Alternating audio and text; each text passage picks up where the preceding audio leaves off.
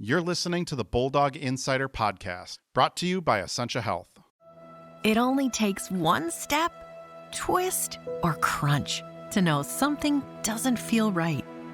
Essentia Health's orthopedic and sports medicine team gets you back to doing what you love with commitment, resilience, intention. We're here to keep you moving forward. Visit essentiahealth.org to learn more about orthopedics and sports medicine, like nowhere else.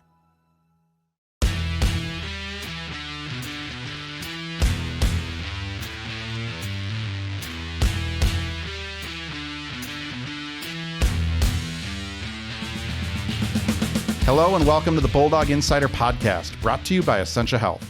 I'm your host, Matt Wellens, the Bulldogs hockey beat reporter at the Duluth News-Tribune.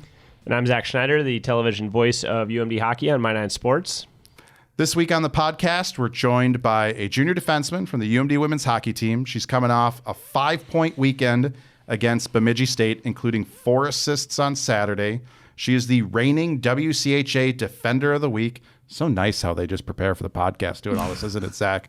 Welcome to the podcast, Hanna Baskin. Thank you. Thanks for having me. You did all of that because you knew you were coming on here this week, right? I know. I had to show up.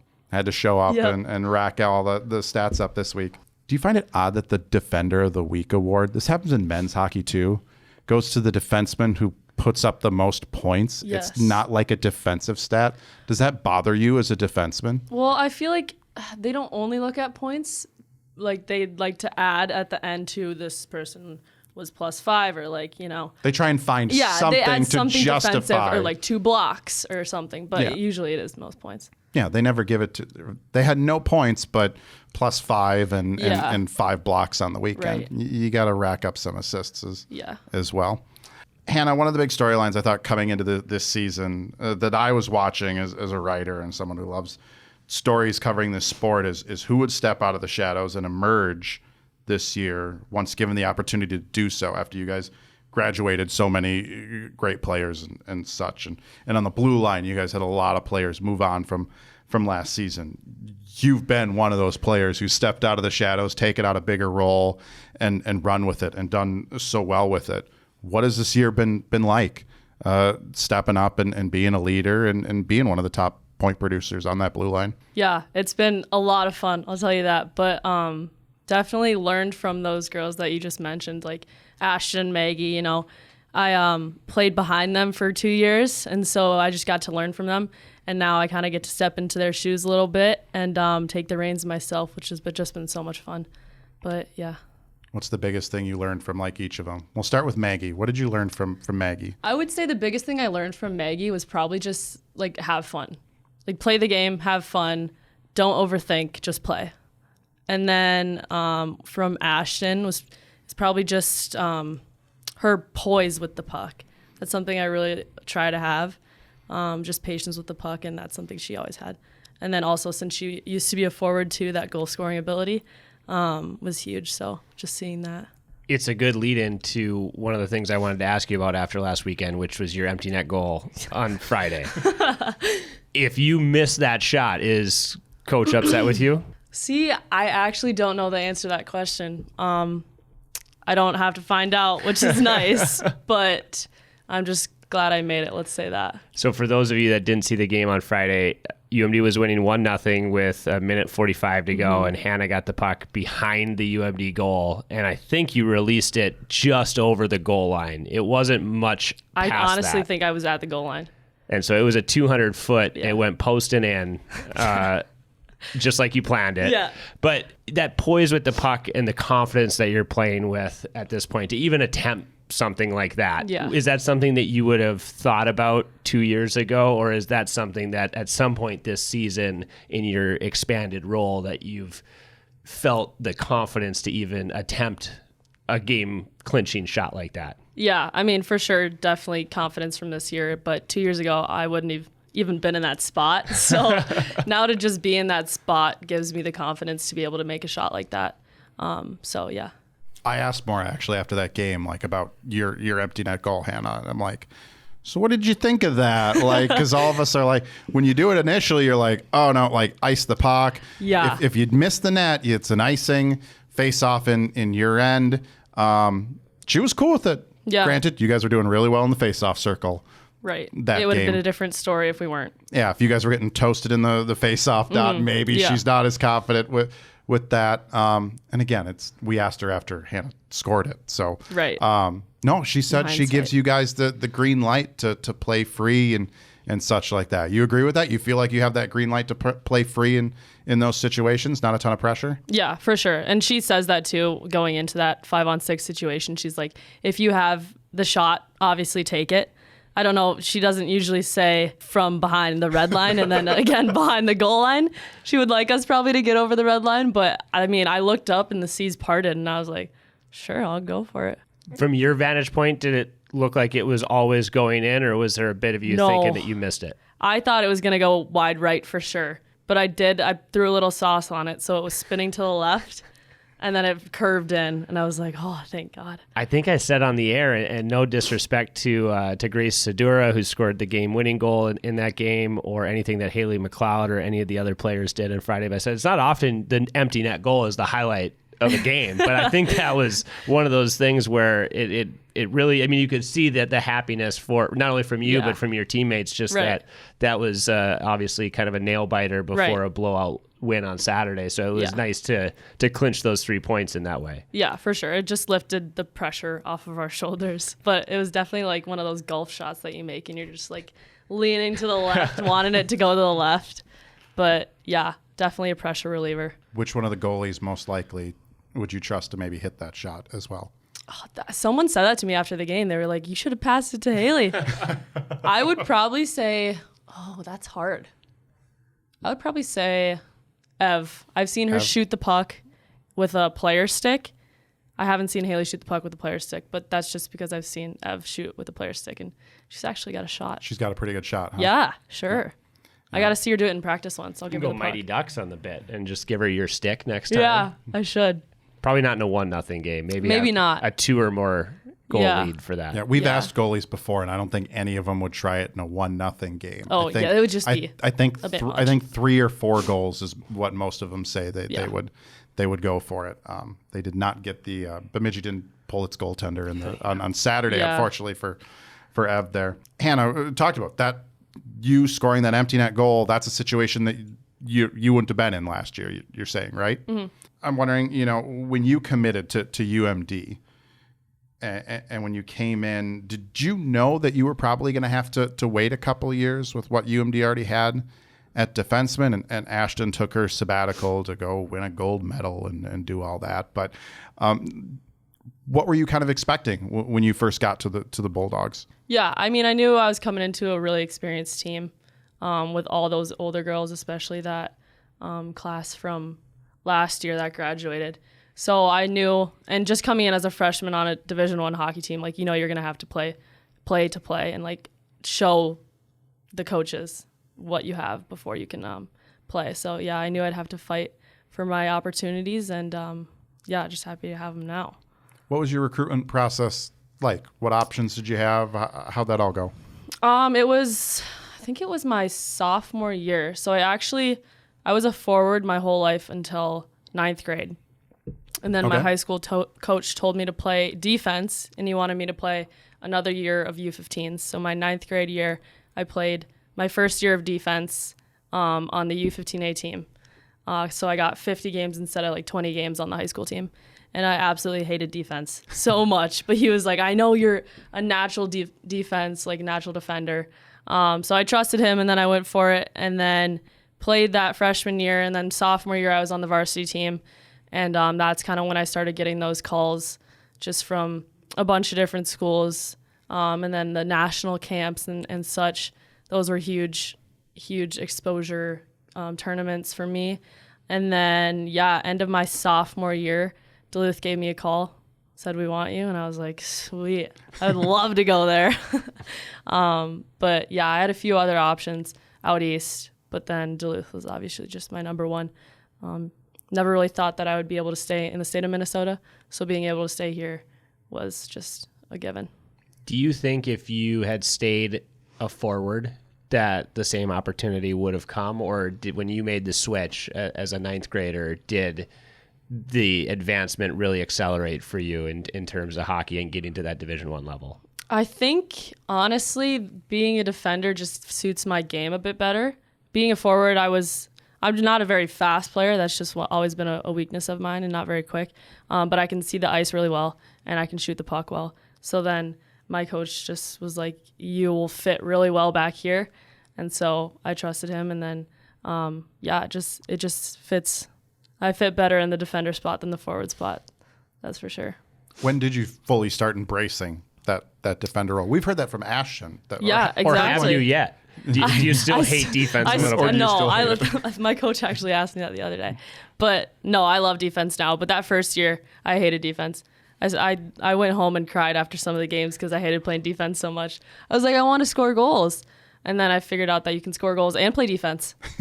And then I was like, this is awesome. And I get to always have the puck on my stick, and I get to see the whole ice and make passes. It's like being the quarterback on a football team, and it's so much fun. I love it. Yeah, there's defenders out there who defend minimally and only try and score goals and play offense. Yeah, a lot of them are the WCHA Defenders of the Week. Yep. I was going to say in the NHL, there's a fair amount of defensemen who don't exactly do a ton of defending and go out there and score goals. You played at Minnetonka, one of the top programs in the state, and they were pretty good, if I remember right, when you were there. What's it like being one of the top players at one of the top programs like Minnetonka, and then coming to college and having to wait and not being one of those top key players? Yeah, I mean, it's definitely tough. Like, we all talk about that coming into our freshman year. It's tough because every single one of us is coming from being the top players on our team. And then you come in, and the first practice, you're like, wow, everyone is just as good as me and better than me. So yeah, it's shocking at first, but then it's really inspiring. And like I said, you really just got to take in what your teammates are showing you and learn from them if you're not playing or not getting those opportunities, because you will get those opportunities one day. And yeah, if I had to give my freshman self the advice, that's what I would give her for sure. Was there a point where you felt comfortable with your skill level and your development here at UMD? Was there a point when you kind of switched it on and said, I belong here and I'm going to get to the point where you're at now where you're playing regular minutes? Or what was like the click-in moment for you once you got on campus? Yeah, so first semester of my freshman year was a bit tough. Wasn't getting a lot of playing time, but I knew I just had to be patient, keep working. And then second semester, someone got hurt, and I remember I got moved on to power play. And I hadn't played a ton of minutes like the whole year, but I was being put into these key moments on power play. And the coaches had a couple meetings with me, and they were like, we want you on the power play. Like, you see the ice well, you have a good shot. Like, we trust you. And that's kind of like when I was like, oh, I can do this. Like, they're putting me on power play. Like, crap, I can do this. Like, yeah. And then it just kind of moved on from there. Sophomore year, kept getting more opportunities, power play again. And then this year playing a regular shift and PK too. It's just been awesome. Who are some of your teammates that you've seen kind of embrace the new roles? 'Cause it's not just you. You guys graduated so many key players from last year's team, just so many players in general. Who else have you kind of seen really step up and seize the opportunity this year that maybe they didn't have in previous seasons? One name comes to mind, Haley McLeod. I mean, she was behind Sodes last year, and she got a couple of games in, but then this year she's really just stepped up. And then obviously we have Ev too, which is just unbelievable to have two goalies. And I don't know if you guys saw the stat today, but the top five, they're the two goalies in the top five. Yep. Yeah, save percentage in the nation, which is just unreal. But yeah, I'm just super happy for her. It's awesome. As a defenseman, was it a big transition going from Sodes, who was back there for almost every game for the first few years of your career, to now having two different goaltenders kind of rotating and such back there? Is that a big change, not having a single one back there, or do you find like the two of them have started to grow really similar as they start playing together and spending so much time together? I feel like it depends on the person really, but for me it doesn't really make a difference. Try to keep my game the same no matter who's in net. And yeah, no, it doesn't really make a huge difference for me. I want to ask more about this as we get further into the second half. There's an old adage in hockey that if you have 2 goaltenders on your team, you don't really have one. And I said on the air this past weekend, it feels like Haley and Ev this year are disproving that adage because they both played so well against so many good opponents for both of them. But as you get further into the year, you had Emma, who was just every weekend it was lights out, assume that she was playing unless she was hurt. Right. And now you've got options, and at every other position you have that internal competition. Mm-hmm. Is it good as a team to have 2 goaltenders, and we're not in the locker room to see their dynamic? They seem pretty it's like it's a friendly competition when they talk with us.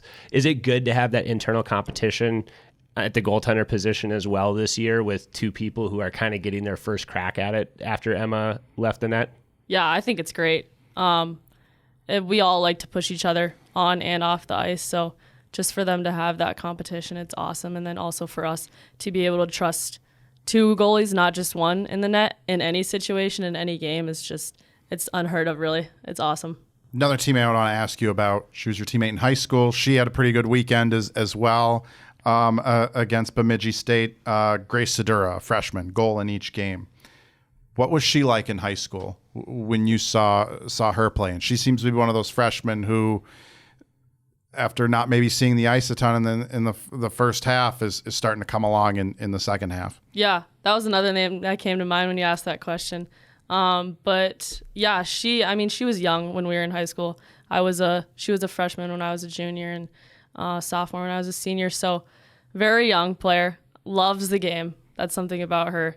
Like, she has the utmost passion for the game, something I've never seen before. Like, that kid loves hockey, eats, sleeps, breathes hockey, loves to celly, as we've seen. But yeah, I think it's awesome. She's really been someone that our coaches and us as teammates have been able to trust in any situation. We've had some injuries, so she's been up and down the lineup pretty much on every single line. So she's really embraced her role too. And yeah.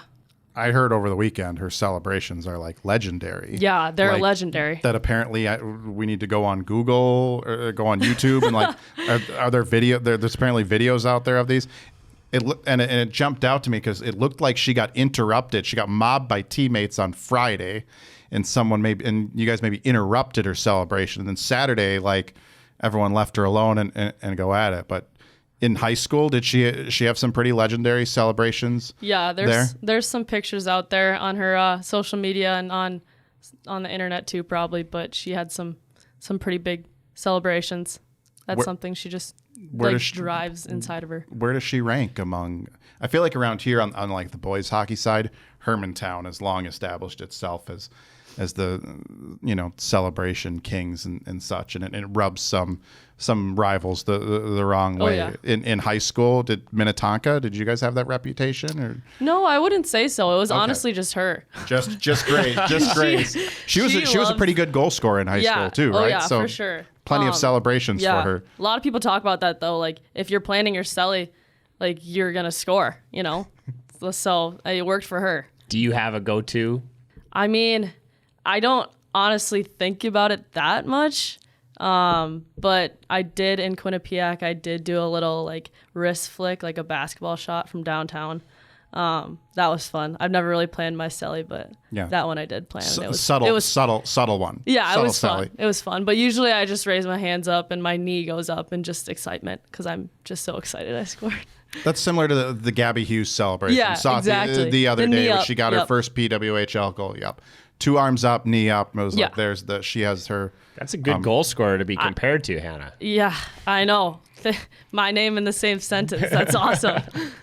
All right, we're going to take a short break. When we come back, we'll have more with Hannah. You're listening to the Bulldog Insider Podcast, brought to you by Essentia Health.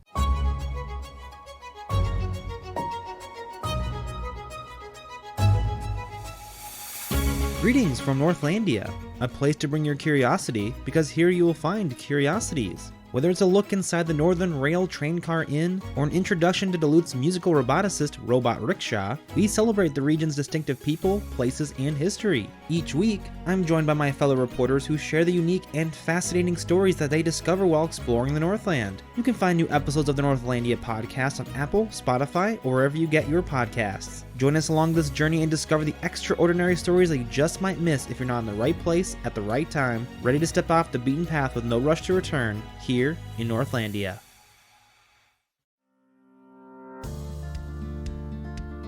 Hi, I'm Maria Lockwood, a reporter with the Superior Telegram. Explore Superior and Douglas County history with me on Archive Dive, a monthly podcast available at superiortelegram.com or wherever you listen to podcasts. Welcome back to the Bulldog Insider Podcast, brought to you by Essentia Health Orthopedics and Sports Medicine. They're proud to be the team physicians for the UMD Bulldogs and provide sports medicine care to more than 25,000 student athletes in the community to ensure they can compete at the highest level while protecting their long-term health and athletic futures. Thanks to Essentia Health for their support of the Bulldog Insider Podcast. I'm Matt Wellens, along with my co-host Zach Schneider, and our guest this week, Hanna Baskin. Hanna, we can't just talk about hockey with you on the podcast. We got to ask about, we got to talk a little lacrosse as well on here. Would you consider yourself a standout lacrosse player in high school? See, I wouldn't say standout. Okay. But I did pretty well. Senior year, I did pretty well. Pretty well? Yeah. Were you on the all-conference team? I don't remember. I was going to say, if you were on the all-Metro all-conference team. I wasn't on the Metro all-conference, but I got a lot of points, didn't get a ton of recognition, which was fine, again, because lacrosse is my second sport, but I really just played. I thought I saw when I was Googling some of your there not a ton of lacrosse. Yeah. Not like when you Google Naomi Rogie lacrosse. Yeah, right. It's a bit different. It's a little different. Yeah. Then there's all these articles out there. Not as much on you, but I think I saw that you were all conference. Yeah. Because late conference, sure. Right? Yeah. Yeah. Sure. Yeah. She was all conference. Sure. That counts as a standout player, I think. Yeah, that's a standout player. If you were all conference in the late conference, which is a pretty good lacrosse league, you'd say, right? Yeah. Yeah. Yeah. So you weren't to Naomi Rogie level. No, I wasn't Miss Lacrosse. You were My not coach Miss thought Lacrosse. I would have been up for it, but oh, really? She thought you should have been up for it. Yeah. Okay. But did you get it? Were there any college offers or anything like that, or yeah, I actually lacrosse? Thought about playing lacrosse in middle school, in college. I kind of went through this dilemma. I was like, do I want to play hockey or lacrosse? But then I really just love hockey too much that I was like, I have to play hockey in college. I can't just not. Was there a benefit to playing lacrosse and hockey? It seems like there's a number of players on at least the UMD women's team here that did the crossover of hockey and lacrosse. Yeah, definitely. Lacrosse is a great cross-training sport for hockey. Just the running and the sprints help with that agility on the ice. And then also just like the hand-eye, catching the ball, shooting, all of that. Did you play defense in lacrosse or were you a forward? No, I played attack. I wanted to score goals in lacrosse. I was not defense and lacrosse don't really score goals, but I wanted to score goals. So I was basically that was my one job. Right, because they can't cross the halfway point, right? Yeah. Defenders. Yeah, the restraining line, which is like a little bit over halfway, but yeah. Yeah, but Hannah's shown she doesn't. It doesn't. Right, halfway point. That'd be that'd be close. Goal. That'd be close range for you after the empty netter the other day. You and Rogie, Kylie Hanley, and then Abby Johnson from the women's basketball team. You guys were all coaching the Duluth Wolfpack High School girls lacrosse team last spring. I had a blast doing that story with you guys, even though the weather, the day that Clint Austin and I came out and Coach Maura Kroll came out that day was brutal. It was cold. Laura Bellamy, I had been told, was supposed to come to that game, and Miss Denfeld, Laura Bellamy, does not show up to PSS for that game. We were very disappointed that she didn't come out she was even supposed to well. come. She was supposed to come there, yeah. This is me seeing if Lou's going to listen to this episode or not. She'll text me a reason why she wasn't at that game if she listens to this week's episode. But back to you. What was the experience like coaching high school sport last spring with fellow UMD student athletes? Yeah, it was so much fun. So the year prior, I actually coached U8s for the Wolfpack. So I had a little team of girls who just started to play lacrosse. 8-year-olds just starting. Yeah. Wow. Oh, yeah. Just starting.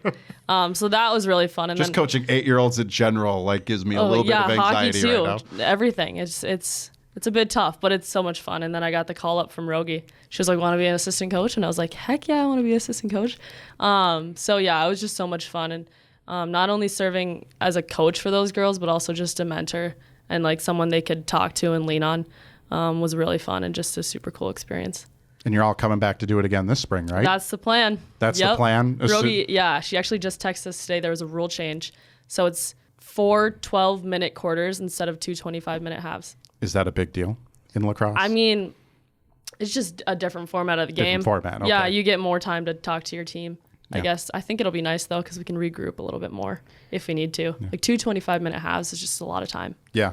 How's that work? She's playing professionally in Sweden right now. Yep. How's that work? She's over in Sweden and trying to run a lacrosse program. She's planning on coming back. Are you going to be an interim head coach for a couple of games? No, I don't think so. Oh, I don't know yet. She hasn't told me anything, but I don't plan on it. If her team makes the playoffs, then you'll have to step up. I might have to, yeah. I'd do it for Rogie. Easier being an assistant coach, obviously, than the head coach at the high school level? The difference there is just the administrative stuff. Rogie has to talk to all the refs. She has to talk to the other coaches. She has to get the buses, all of that, and all the parents, and I just get to coach the game. So it's a bit easier. Which do you prefer, the high school game, where I'm assuming, obviously your coaching skills and talent level, but it's a strategy, you're trying to win games, or the U8s, where I assume it was a lot of trying to get them to focus on fundamentals and not just run around. But do you like working with the high school team or the little kids better? It's different, just like you said. Like the U8s, it's a lot of skill, and then it's also just a lot of fun, making sure they're having fun with the game too. And then when it comes to high school, it's more strategy, but also still that skill development, because there's a lot of girls that do just start to play in high school. So then you do have to kind of focus on that skill development a little bit more than you might need to. But I would probably say high school. I like thinking the game a little bit more and strategizing. And then, just game days are fun. Kylie and Abby coming back? Is the whole staff back? Or I don't know about Kylie. I know Abby is for sure. Okay. We've been texting about it. But, we're all excited. We had so much fun last year. So, yeah. I was going to say, again, you guys need contingency plans in place. Yeah. I'm picturing Rogie like an iPad sitting, like someone holding an iPad as she's like delayed getting back to the U.S. or anything. As long as you don't have to handle the administrative stuff, as long as I don't have to talk to the refs and the other coaches, I'm fine. I'll just talk to the girls. You just want to work with the kids. The girls. Yeah. Bring Maggie Flaherty back. She'll talk to the refs for you. We actually wanted to have her come and be a goalie coach, just because she doesn't know anything about lacrosse goalie, but she's just really good at lacrosse goalie. She just gets in the way of the ball. Fearless. Yeah. Do you have any other teammates that are former lacrosse players right now that could step in? Who else is a former lacrosse player on the team? No, I honestly don't think anyone on the team. I don't think any of the freshmen are. Okay. But that was an issue we had last year, is we were trying to find another coach. And we were like, no one on our team does. And then I was like, what about Abby Johnson? And Rogie played with her. So, what about Haley and Ev? Their skills wouldn't translate to lacrosse goalie? I don't think they would. I think the language barrier would be a difficult thing for Ev too. All right, we're gonna play a game here called Start, Bench, Cut. It's the family-friendly version of this game. Yep. Those that don't know, for Start, Bench, Cut, your starter is the star. It's your number one. You'd bench who you're keeping on the team for later, and cut is self-explanatory, getting rid of it. Any questions, Hanna? Nope. All right. PWHL team, and I picked the 3 teams that have the most Bulldogs on them: Minnesota, Ottawa, and Boston. I'm gonna start Ottawa. Okay. Bench. You have the most former teammates on Ottawa. Yeah. Yep. Bench Minnesota, cut Boston. Cut Boston. Yeah. Love Sods, but... Love Sods. They should be playing Sods every game, for the record, and they're not. So that's why we're cutting you, Boston. Exactly. Yeah. Start playing Sods more. WCHA rivals: Ohio State, Wisconsin, Minnesota. I'm going to start Minnesota. Okay. Obviously, as a Minnesota, native Minnesotan. You just gotta. I'm going to... Ooh, this is tough. Bench Ohio, cut Wisconsin. It's because of those. You've had some pretty big postseason matchups with Ohio over the year right now. I just want that. Yeah. Yeah. And the Minnesotan in you is just like, forget it, Wisconsin. You're out of here. Yeah. I know how it feels. Native Wisconsinite. Exactly. We get treated like that all the time here by Minnesotans. Cast off. Lake Conference rivals. Oh. And I think these are the three biggest of Minnetonka: Edina, Eden Prairie, and Wayzata. Start Edina. Okay. So this is like if I'm playing them in a game, right? And like Yeah. Okay. Start Edina. Bench EP. Cut Wayzata. Cut Wayzata. Okay. Yeah. Did you play against Rogie in high school? I don't think so. Don't think so. No. Okay. Yeah. You probably would have remembered. Yeah. Judging by her stats. Yeah. It would I have been a didn't play nightmare. against her. No. Yeah. She was too old for me. I was going to say, Rogie was Get around. back to your head coach. You might not be coaching this spring anymore now. She needs Hannah. Rogie's in that's Sweden true. play professional hockey. She right needs now. Hannah more than Hannah needs She her. might make her start scheduling buses, though. Rinks, XL Energy Center, the Gophers Ritter Arena, and Edina's Bramer Arena. Start Ritter. Okay. Bench XL. And cut Braemar. Cut Bramer. Okay. I mean, those are three of the rinks you probably played your biggest games in. Oh, yeah. I disqualified Amsoil because that'd be an obvious choice. UMD jerseys, white, yellow, and maroon. Start Gold. Gold. Sorry, the gold. Start Gold. Bench Maroon. Cut White. Cut white. Love white, but Really? I love the golds. Love the maroons. The script maroons is pretty sweet. Yeah. I love those. It's unfortunate like UMD fans at home don't get to see those. It's too bad because they are those are great. Those are my favorite. They're the awesome. golds are nice, but I like those script maroons. Wolfpack lacrosse rivals. Hermantown Proctor, Grand Rapids Greenway, and Duluth Marshall. Start. You said Grand Rapids, right? Yeah. Start Grand Rapids. Okay. Bench Proctor. Okay. And cut Marshall. Cut Marshall. Do you find yourself For getting sure. getting involved, getting in those rivalries, those local lacrosse rivalries? A little bit. Right away? Some Yeah. of the girls, because some of the girls, play hockey. A lot of them play hockey with the girls on like Proctor, Hermantown, and Grand Rapids even. Yeah, so that's where you're getting And especially Marshall too. But crossover of the rivalry, right? She cut my alma mater. So now I might have to show up to that game and root for Marshall. the last year the score was a lot to a little, so. Well, I'm not saying that'll help, but I will show up and root for the underdog that you're being so mean to. We'll see you there. All right. Last one for start bench cut. Naomi Rogie, the coaching colleague, the hockey teammate, or the lacrosse rival. Though you didn't play her in lacrosse, so Yeah, but I know what she did for EP, and I know hate EP, so cut the lacrosse rival for sure. I'm gonna start the teammate and bench what was the last one? the coaching The colleague. coaching colleague. Yeah, Okay. It's been fun, but nothing beats having Rogie as a teammate Okay, and just teammates in general. better teammate than your boss. Yeah. Okay, Oh, she's a good boss. I would. Yeah, I mean, she's still like my teammate in a sense. Teammate So, in a sense. Yeah, teammate for life. All right, some quick hits to close this out. If you could start a PWHL expansion team, where would it be? Chicago. Chicago. Put the next team there. Yeah. Okay. If you were doing fantasy hockey for the PWHL, who would be your first pick? First pick. You get to answer this once the season started. We asked a couple other your teammates of this. I want to say Alex Carpenter. Alex Carpenter. She's been tearing it up. Yeah. Okay. Yeah, Grace Selmichael could be up there too. Grace Sumwinkle. What Yeah. Bulldog would you pick first? I'm gonna go Ashton Bell. Ashton Bell. She's been racking up assists. Yeah. Yeah, that'd be a good pick. Gotta do it. If you could pick any PWHL city to play in a couple of years, where would you pick? I think Toronto would be cool.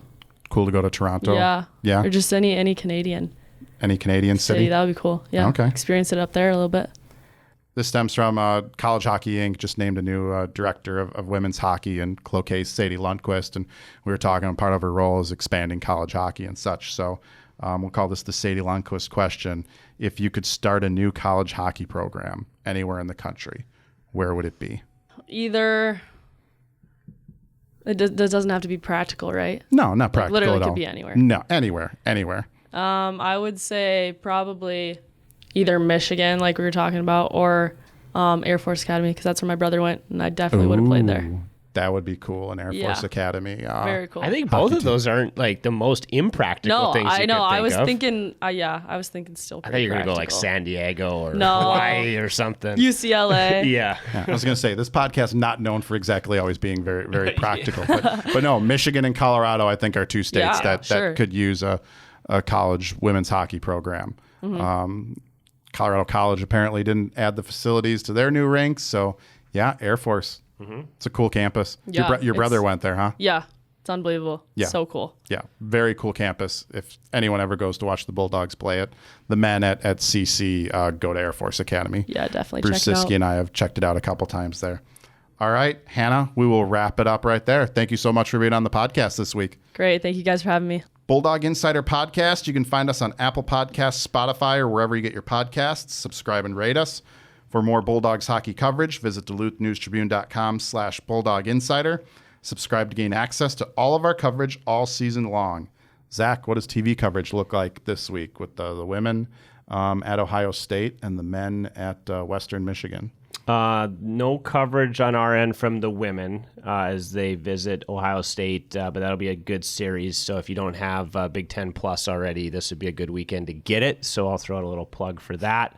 And the men will be on My 9 Sports as they visit Western Michigan, 6 o'clock Friday Central Time and 5 o'clock Saturday Central Time. So a bit different with the game times in the Eastern Time Zone. Yeah, we'll forewarn everyone, the video feed of Ohio State, not great. You're going to watch through a net. Them and St. Thomas, not exactly big time rinks, but it'll be a great series for everyone to watch. So thanks to our sponsor, Essentia Health, for their support of the Bulldog Insider Podcast, and thanks to all of you for listening. We'll catch you next week.